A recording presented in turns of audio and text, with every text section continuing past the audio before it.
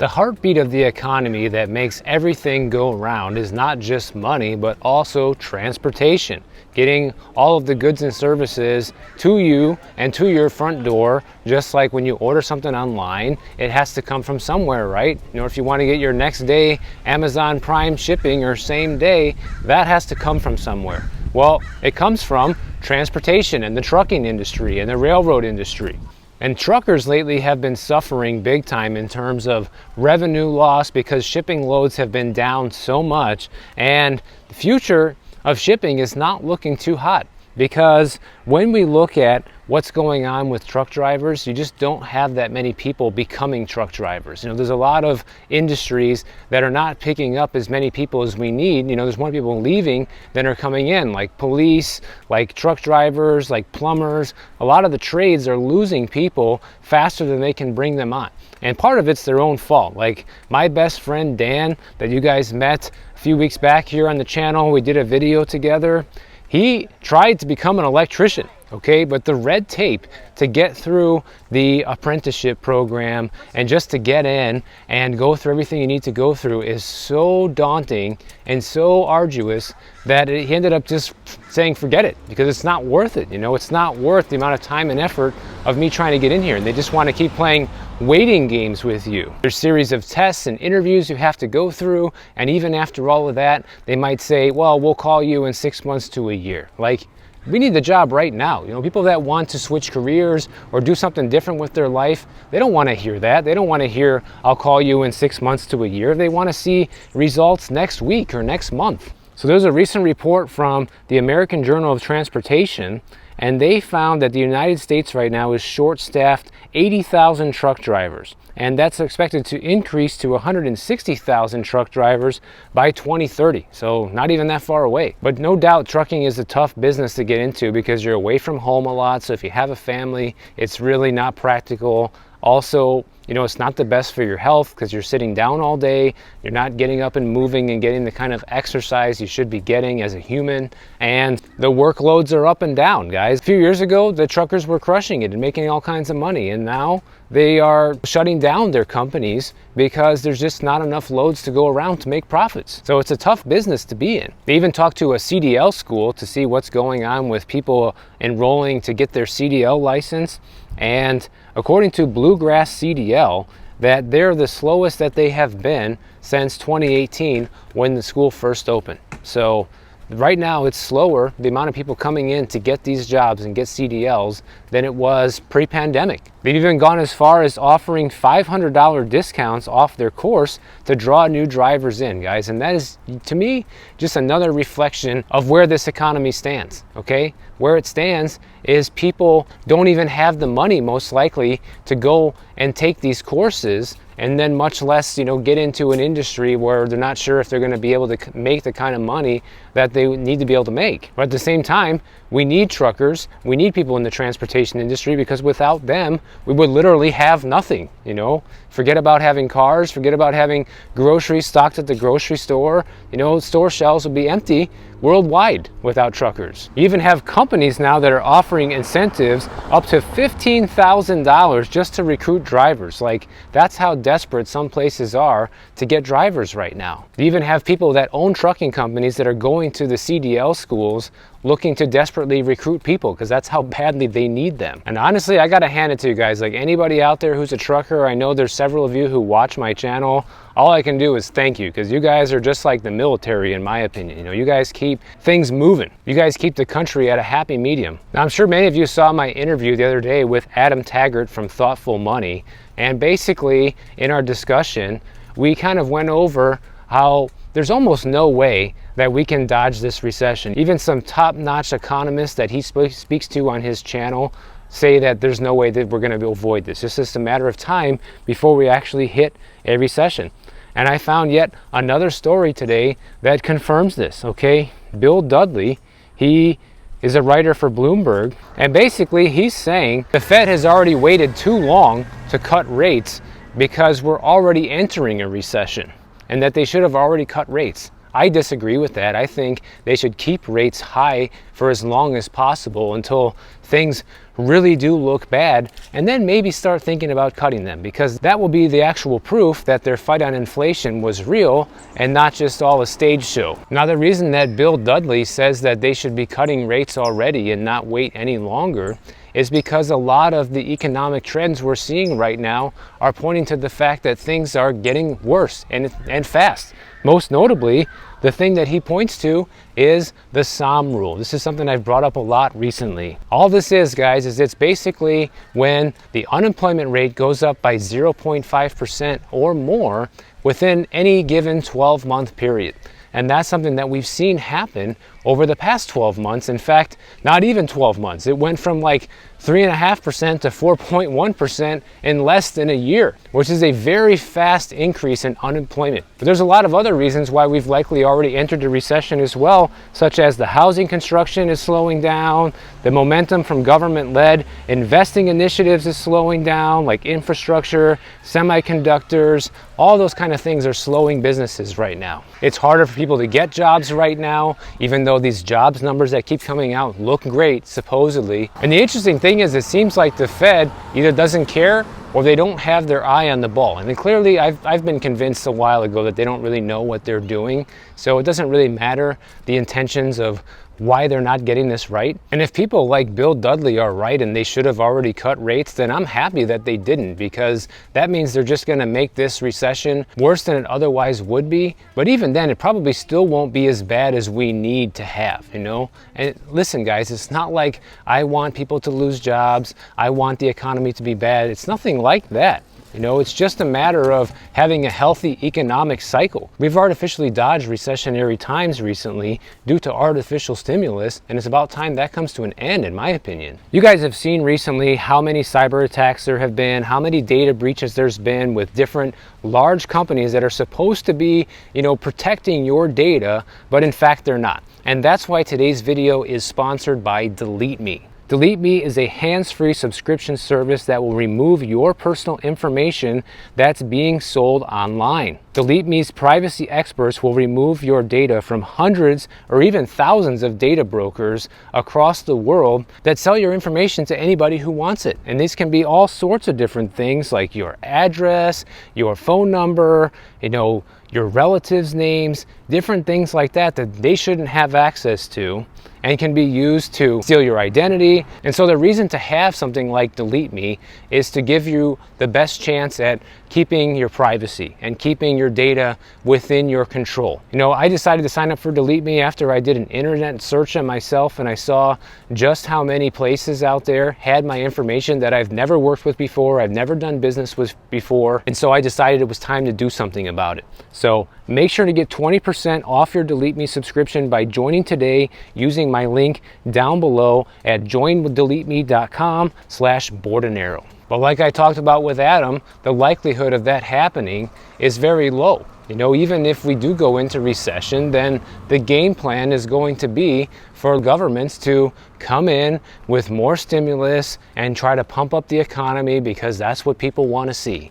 You know, even though I see a bunch of people here on my channel, here in the comments, that are completely against this, like me, somehow they think that that's what the vast majority of people in this country want. Maybe they're right. You know, I should put up a poll on the channel to see if that's something that you guys actually want to see. Like, if the vast majority of people who at least watch my videos want to see government intervention if we go into a recession, or they just want to let it ride and let things get better naturally on their own and have less stimulus programs. But it's funny because this story came out at the same time that we just got the latest GDP figures, okay? And right now, the latest GDP figures for April through June of 2024 went up 2.8% year over year, which is all the more reason that the Fed may not cut rates at all this year. You know, they're looking for this to slow down. They don't think the unemployment rate is picking up fast enough to worry about. So just to put into perspective how hot these numbers are rolling in, the economists expected the GDP rate for the second quarter of this year to come in at 2.1%. The reading came in at 2.8%. And also in the first quarter of this year, it was only 1.4%. So a big jump over the previous quarter. And of course, the stock market goes up and even up and up and up. Everything's just going to go up forever, right? But one thing I find so fascinating about where we are right now in the state of the global economy really is how you see all these numbers. Like the US GDP figures just came out looking fantastic. The stock market went up because of this, looking fantastic. Housing market numbers came out recently, also at all-time highs. And this makes everything truly look great on the surface, guys. I am not going to dispute that. You know, that's what a lot of people want to see. They want to see growth. They want to see progress, that things are moving in the right direction. But this all comes at the same time that we're hearing about all these layoffs. We're hearing about so many businesses that can't afford to stay in business. You see how fast the unemployment rate is ticking up at a pretty alarming rate, enough to trigger the SOM rule. You have people telling you straight to your face that they can't afford prices of products and services anymore like they once could. And so even with all these fantastic readings on the economy, I don't think that paints the real picture of what's going on. To me, the real picture is somewhere in the middle. It doesn't mean that everything is going to crash and burn tomorrow, but it also doesn't mean that things are as fantastic as what all these reports suggest, where you have a lot of people who are benefiting from all these high numbers, right? The high stock market numbers, the high real estate numbers, the high GDP figures. There are people out there who are benefiting from this. And then you have a bunch of other people who are not benefiting from it, that are seeing the job loss. They're business owners that are having to scale back on hours and cut people's pay and lay people off because business is just not good. You know, even Nestle, okay? Nestle, the chocolate company, they've had to slow down with their price increases as more people are spending less money. So they've had to be very careful with how much they charge for their product to ensure that people still continue to buy it. A lot of companies are reporting seeing value-seeking behavior from consumers, meaning people are looking for a deal. I talked about this the other day when we covered the Fed Beige Book printout that just came out recently, and they had the exact same conclusion, that more people are looking for deals on every single thing they buy right now, and they're not spending excess money. Another thing you got to remember, guys, is so much of this GDP growth is all due to government spending. You know, the government has been spending a massive amount of money to keep this train on the tracks, as well as all the illegal immigration that we've had. There's a ton of money being spent on that. That all counts towards GDP. And even all these people that come into the country, they spend money here because they have to buy stuff too, even though they're not even supposed to be here, right? But that counts towards GDP growth as well. And I can't say for sure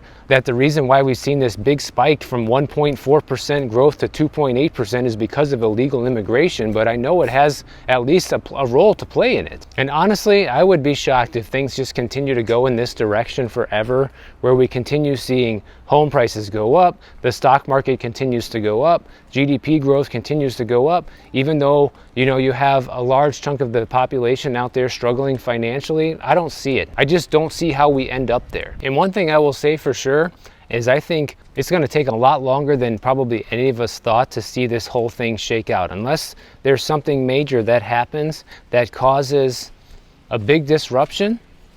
It looks like we're just headed for a steady, slow decline in growth, a steady, slow decline in prices for homes, cars, everything that people haven't been able to afford recently. But it's probably not just going to be some major crash unless something does happen. If we see a big stock market crash or something like that, then this could definitely be the catalyst for a major quick downturn in this economy, because a lot of businesses are being affected right now by how slow things are. Like, for example, the housing market. You know, we're experiencing one of the worst years ever recorded right now in terms of how many homes are being sold.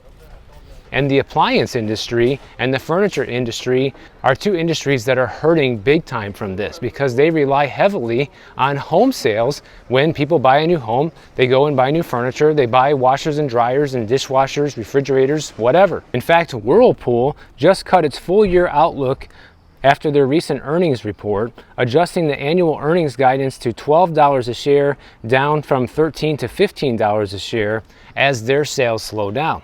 Whirlpool is a manufacturer of appliances. In fact, Whirlpool reported that their North American major appliance sales fell 5.7% year over year, hurting earnings, even though they saw their sales grow in Latin America and Asia pretty substantially. You know, in Latin America, it grew by 11.3% year over year, and Asia went up 19.7% year over year. But even with those increased sales in those countries, they still are losing so much here that is causing their share prices to go down. In fact, Whirlpool stock is down about 17% year to date. So all this stuff is a cause and effect. You know, you have the home sales go down, it affects other industries. And then what ends up happening is if things go on like this long enough, then a lot of those stores end up closing their doors, or manufacturing facilities close their doors. People lose jobs, and it makes the economy progressively get worse, not all at once, but little by little. And unfortunately, so many people are still banking on the upcoming Fed rate cut,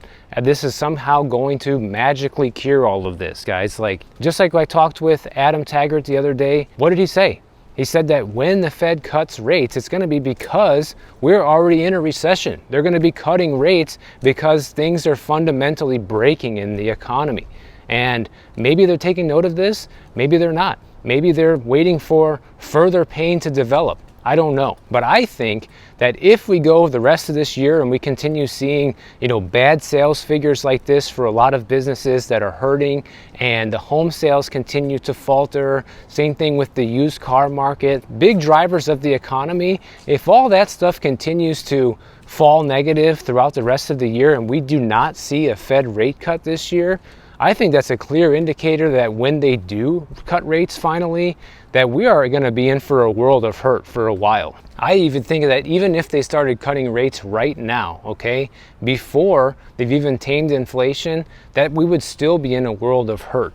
Because putting inflation aside, lowering rates by a quarter point isn't going to help these businesses that are suffering. It's not going to make the real estate sales rebound and make the business at Whirlpool come back up next quarter. These changes take a long time to take effect because of the lag effect. We're only just now seeing the lag effect take hold from all the interest rate increases that we've seen, and they're already talking about cutting rates. So just like it's taken a couple years to just now start feeling the pain of the interest rate increases, it will take a couple more years to start feeling the effects of the interest rate decreases.